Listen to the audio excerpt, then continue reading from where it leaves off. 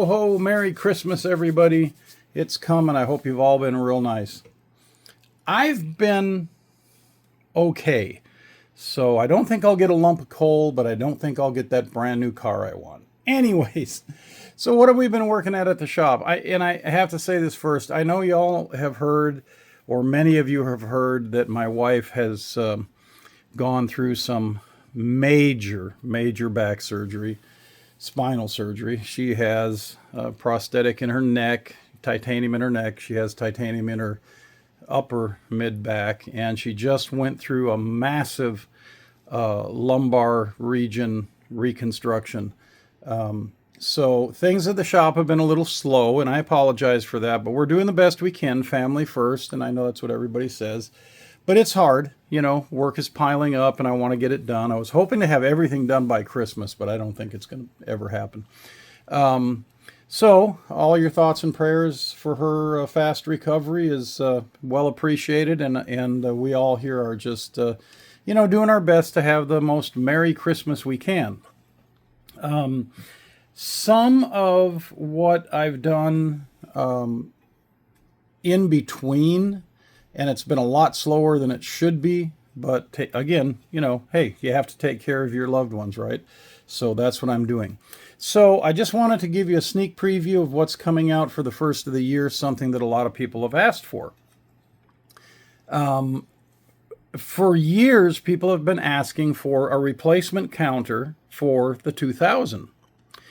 And a lot of people, I don't know who they are, have said, you know, oh yeah, we're making one, or there's going to be one out real quick, and there's all this kind of stuff. So for the last couple of years, I haven't tried to develop one. I haven't partnered with anybody to develop one because I don't want to step on anybody's toes. There's enough of this fun, happy, make modifications for CB radios to go around to anybody who wants to. This year, I got tired of people asking me. I looked at some of those other sites where people said they were going to make them. They never did. So I partnered up with Chris over in Wales, and we decided to go ahead and just make one and get it done so that it could be out on the first of the year. So what it is, it's a very simple project to do. If you have a burned out counter in your 2000, you simply take the chassis of your counter, right? You yank out the main board, toss it in the garbage. Then you put in this board, okay? And it will come with the headers that you need on it and the chip installed and all that. And then you just take this and you put it in the radio and you plug on the same exact plugs that the 2000 has. That's the radio plug, and that's the original display plug right there. That's your power plug. That's where the frequency comes in, all the same as the original counter board had. So as you can see, these headers here, your frequency, power, and there's going to be a 5-volt regulator here that runs the board. That will be included, and you'll just put it right there. So then you take this board, and what you do is you, with your original display, you just go ahead and you mount it in there. So this would mount in, you know, just like the original chassis did. Hook up your wires, turn it on, and you'll have your display. If you've got a bad display, or you want a nicer display or a different color display, we'll have these available. They just have that little header. You'll plug it on right down in here, and it fits perfectly in the display area. You will have to, let's say you turn this into blue, you'll have to put a blue lens in front. But, you know, this blue lens material like this is cut and available in a lot of places. We might even have some around for people who want to do it. But what's really cool is, unlike, and I've pulled a lot of these out. Do I have another one laying over here? These Chinese frequency counters, they kind of look like this, sort of, like this one, but they're They're on eBay, really, really super cheap. The only problem with them is if you've ever used them, you can get the AM to read out the correct frequency, and it has one offset that you can use for either upper or lower sideband. And some people say, well, I only use lower sideband anyway, and what do I care? Well, for me, you all know me by now, I want things done right. I don't like half-assed versions of stuff and things that sort of work but don't really work, so nah, I'm not going to do that. So ours has the correct offset. So we're on AM right now. I'll go up here and change down to lower sideband. And if you notice, it stays right on 50. Go up to upper sideband.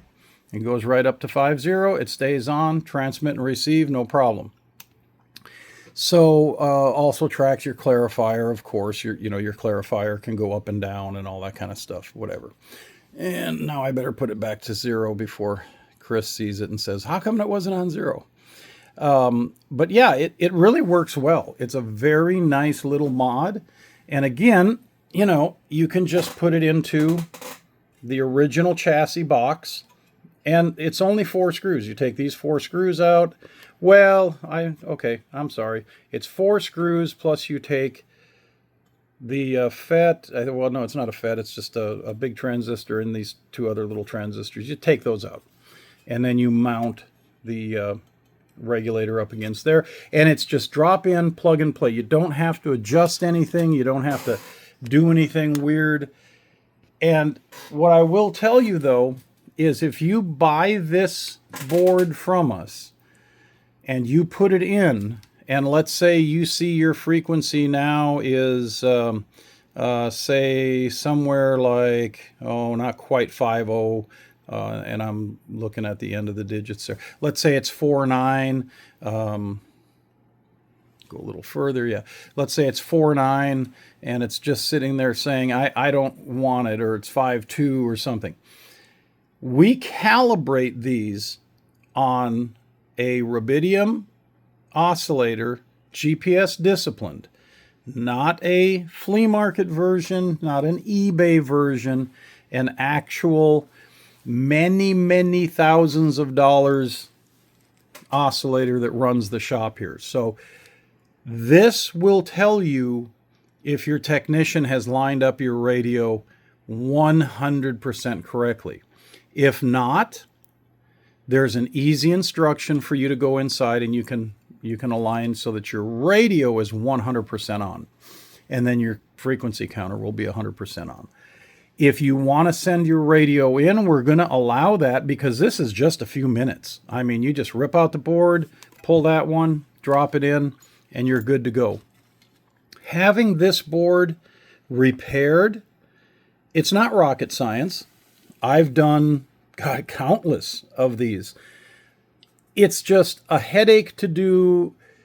Even though they're repaired properly, they still end up being a little bit of a problem. They'll sit and switch from, let's say, you're on 205, and it'll sit there 59, 51, 49, 51, 49, 51.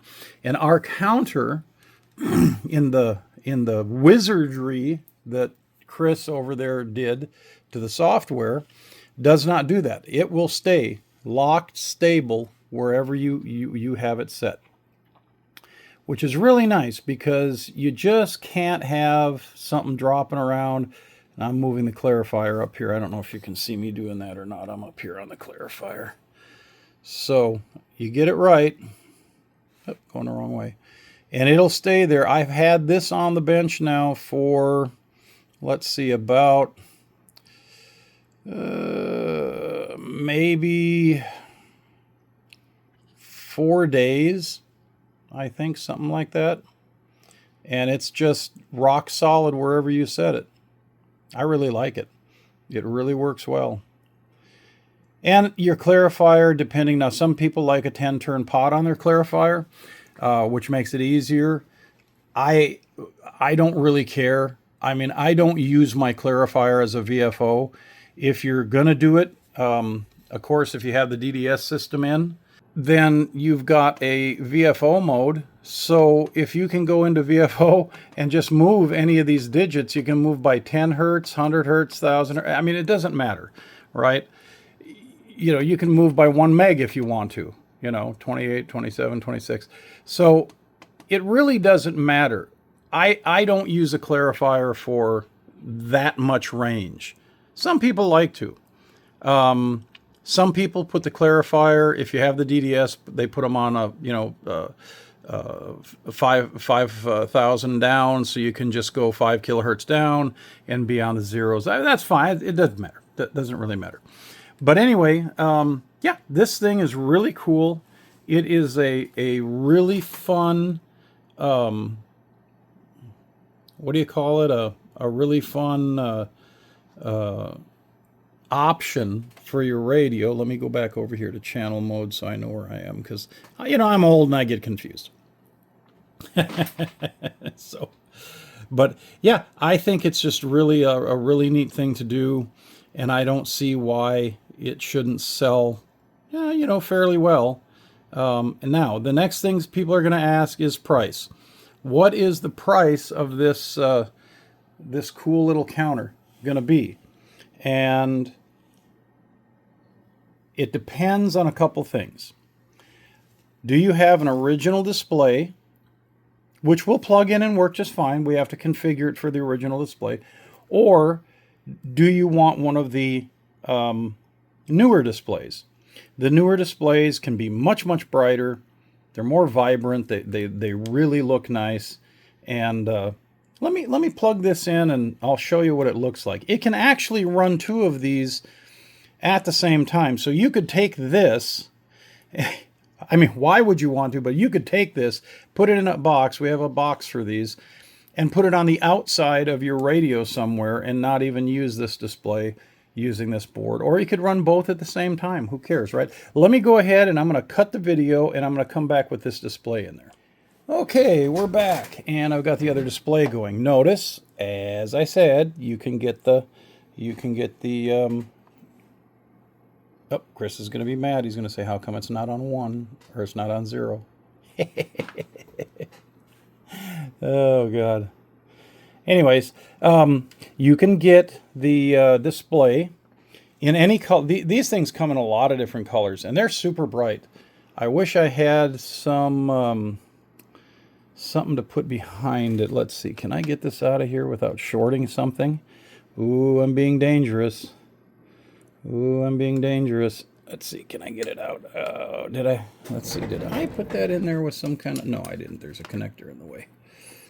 This is all just sitting in there, by the way.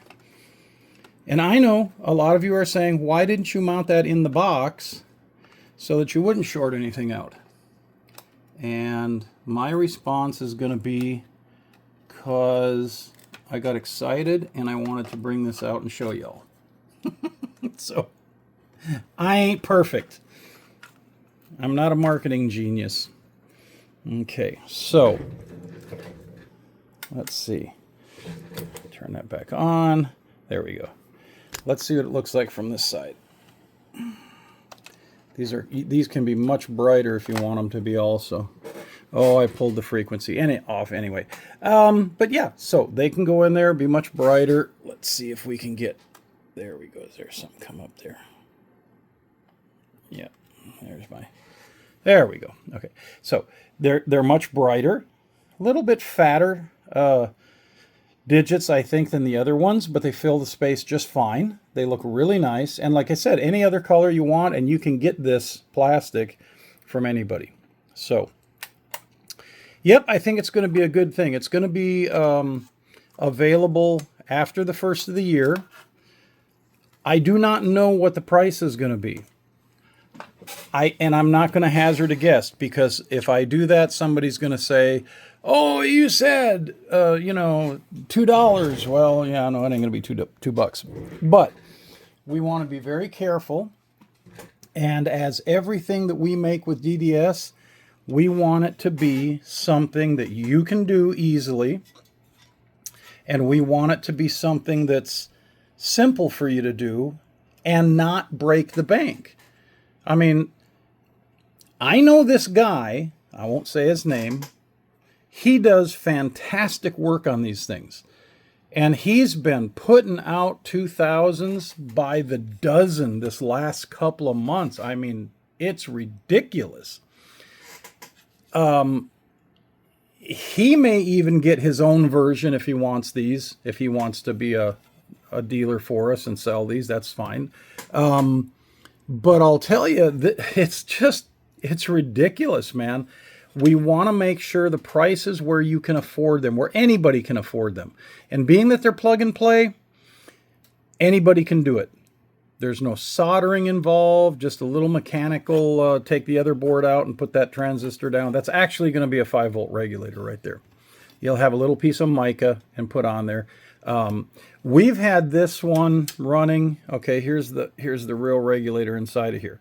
Why do I have alligator clips on it? Well, I was testing to see how much heat that little guy would take. And with the alligator clips off, it ran for 4 days, no problem. And then I thought, well, let me put the alligator clips on it and just kind of see how it'll run. And it's run for 2 weeks, and it's very little heat sink. So this case will heat sink. I mean, ridiculous. It's way overkill. And what we did, we put this regulator at the edge of the board. If you don't have your original case, let's say you threw it away, got mad, the technician said it's no good, he threw it away, kept it, and sold it to somebody else. There's no dishonest technicians out there.